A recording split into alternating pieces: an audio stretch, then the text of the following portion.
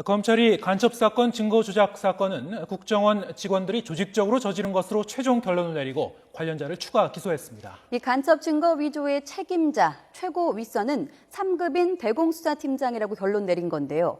하지만 그 윗선인 대공수사단장과 국정원장 등의 개입 여부는 확인하지 못해 봐주기 수사라는 지적이 나오고 있습니다. 먼저 이종원 기자가 보도합니다.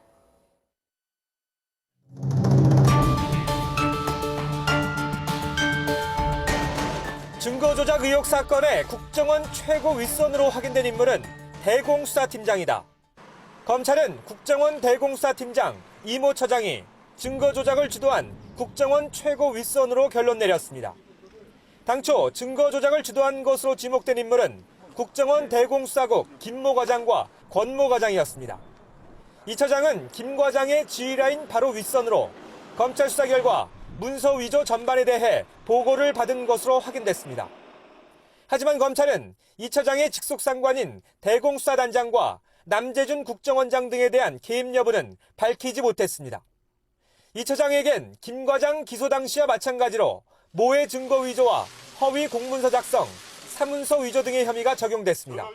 각종 증거 위조 범행에 국정원 대공수사국 처장, 과장 등 수사 담당자와 국정원에서 파견한 주선양 총영사관 영사가 관여된 사실이 확인되었고, 검찰은 이 처장을 불구속 기소하고 김 과장 기소 과정에서 공모 혐의가 드러난 국정원 소속 이모 선양 영사도 재판에 넘겼습니다.